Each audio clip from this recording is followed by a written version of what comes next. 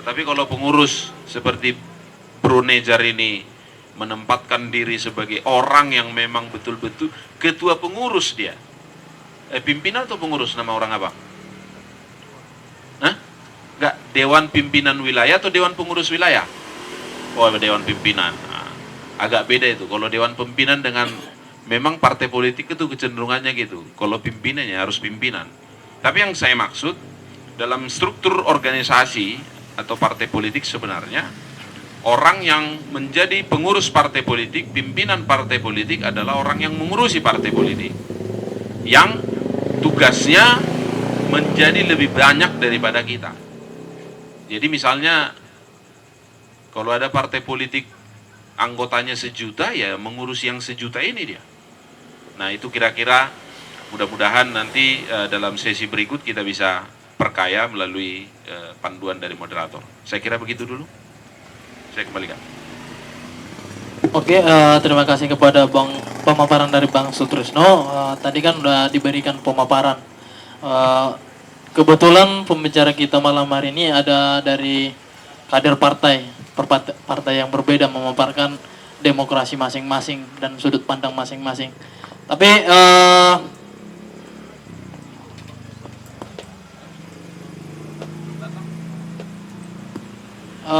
jadi buat kawan-kawan, karena kan ini kan bentuk diskusi, jadi mana tahu di antara kawan-kawan atau abang-abang mau ada sedikit mau mengajukan pertanyaan atau saran atau sanggahan, dipersilakan untuk angkat tangan, kawan-kawan.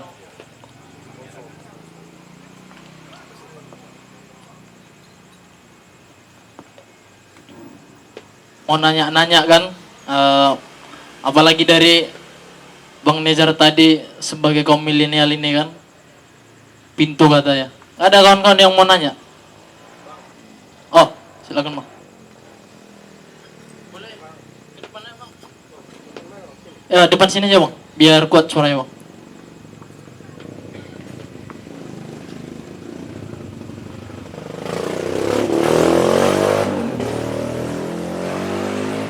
Terima kasih kepada Bang Moderator yang telah memberikan kesempatan kepada saya untuk bertanya. Perkenalkan, nama saya Abdul Halim. Saya mahasiswa dari UINSU. Sedikit saya mau bertanya kepada Bang dan Pak Nezar gitu kan, Bro Nezar gitu. Saya belakangan ini agak melihat bagaimana perkembangan PSI gitu kan. Tadi ada statement dari Bro bahwasannya di dalam PSI itu tidak ada satu aturan yang tentang poligami. Saya nggak mau membawa sentimen agama pada saat ini kan gitu. Tapi secara logis, bicara tentang organisasi ini bicara tentang masa. Semakin banyak lah. Contoh, bicara poligami ini kan 2 orang, 3 orang atau 4 orang kan gitu. Semakin banyak masa yang dihasilkan, semakin muluslah jalan demokrasi itu kan gitu. Ini saya mau bertanya, apa sih landasan filosofis maupun logis daripada PSI menetapkan aturan poligami itu dilarang? Terima kasih, sekian. Langsung apa dibuka dulu? Langsung nggak dibuka dulu atau gimana? Nggak, jangan, nanti lalu lintasnya jadi agak apa? Buat aja 2 atau 3. Oh, oke, siap Bang. Terima kasih kepada Abang Abdul Halim untuk pertanyaannya. Kita buka 2 lagi lah pertanyaan, biar nanti langsung sekaligus dijawab para abang-abang kita. Oh, silakan Bang.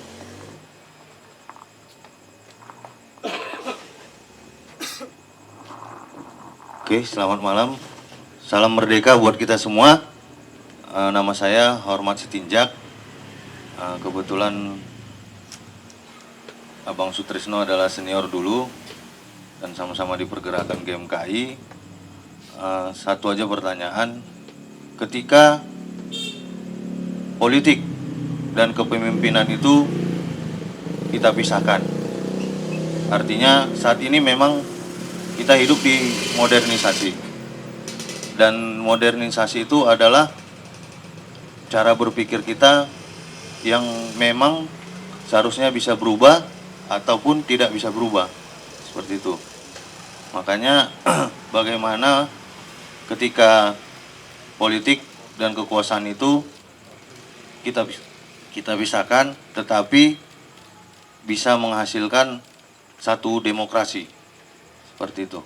Mungkin karena kita katakan tadi bahwa politik saat ini tidak terlepas dari kekuasaan. Artinya ketika kita ingin berpolitik atau memiliki kekuasaan, ketika kita harus memiliki kekuasaan, pemikirannya harus berpolitik dulu, seperti itu.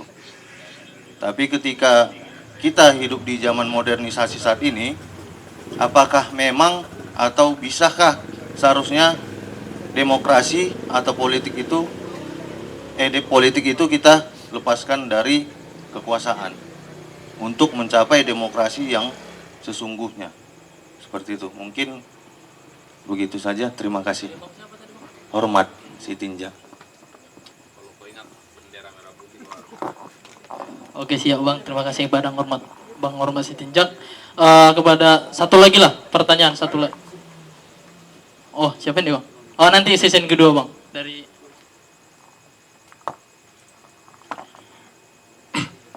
Baik, terima kasih.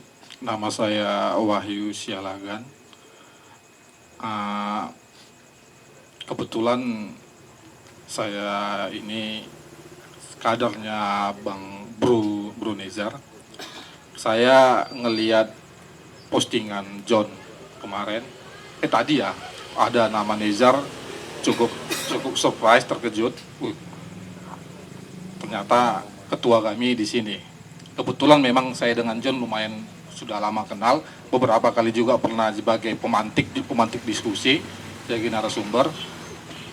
Jadi cukup antusias terhadap pernyataan-pernyataan Bro Nezar tentang politik dan demokrasi. Ya, kalau untuk saya sendiri sih, karena kebetulan Bro Nezar pimpinan, satu suara ya tentang masalah demokrasi. Cuma memang kalau kita lihat dengan kondisi sekarang ini, demokrasi itu sudah bisa dikatakan sudah tergerus dari secara hakikatnya. Ketika kita bicara tentang demokrasi, maka kita bicara tentang rakyat. Dari rakyat, oleh rakyat, untuk rakyat. Kalau kita bicara tentang demokrasi. Dan kekuasaan tertinggi ada pada rakyat. Tetapi jika kita di sini mungkin cukup kritis, maka kita akan bisa mengatakan kenapa demokrasi selalu identik dengan partai politik. Jadi itu menjadi bagian yang mungkin jadi pertanyaan. Apakah hanya karena kekuasaan seperti yang dibilang Bung Hormat tadi? Apakah bagaimana? Saya cukup menggarisbawahi sih. Sebenarnya politik itu tidak hanya identik dengan meraih kekuasaan. Maaf sebelumnya Ketua Nezar, bukan hanya identik dengan meraih kekuasaan, tetapi identik kepada rakyat, keseimbangan. Bagaimana rakyat ini mendapatkan haknya secara penuh yang diwakilkan oleh pimpinan-pimpinan atau elit-elit yang mewakili dia. Nah, seperti balik tadi lagi ke pernyataan awal, memang politik sekarang ya sangat transaksional gitu loh. Bisa dikatakan sekarang kalau kita melihat secara kasat mata, demokrasi kita sudah hampir kebablasan. Ketika kita ingin berdemokrasi, maka kita perlukan kos politik. Memang betul kata Bung Strisno bahwa dia mungkin kemarin katanya tidak membayar segala macam, tapi perlu kita harus kebawahi, untuk meraih kekuasaan politik itu memerlukan kos, biaya. Bukan serta-merta kita ngasih uang sama pemilih, itu yang salah, tapi memang harus dibutuhkan kos. Jadi kalau ada yang mengatakan saya tidak ada keluar duit untuk mencalonkan segala macam, ya kalau sama saya sebagai orang partai yang mengatakan itu bullshit sebenarnya, karena kos politik itu ada. Bedakan kos politik dengan mahar politik, harus bisa kita bedakan juga. Sebenarnya saya tidak hanya ingin bertanya, hanya sebatas meluruskan bahwa kenapa ada partai politik, ya karena ada demokrasi gitu. Demokrasi ya partai identik dengan partai politik. Demokrasi adalah kesetaraan, dan hakikat dari demokrasi adalah rakyat itu sendiri. Jadi perwakilan rakyat adalah partai politik. Jadi ketika rakyat ingin berdemokrasi, memang dianjurkan untuk masuk ke dalam partai politik. Partai politik mana saja ya pada dasarnya sama saja. semua mengajarkan kebaikan-kebaikan. Cuma visi misinya ada sedikit yang berbeda dan tujuan-tujuan yang berbeda. Mungkin demikian, itu saja yang bisa saya sampaikan. Tidak ada pertanyaan, sebatas hanya sebagai sanggahan sedikit dan pencerahan sedikit. Terima kasih. Oke. Terima kasih kepada Bang Wahyu yang memberikan sedikit masukan. Kepada Bang Poba untuk memberikan pertanyaan, Pak. Karena dari Bang Wahyu bukan pertanyaan.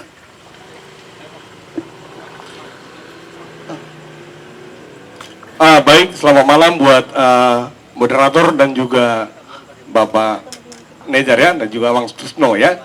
Sederhana saja, kebetulan kami dari kaum awam ya, yang bukan terlibat dalam partai politik ataupun anggota partai politik.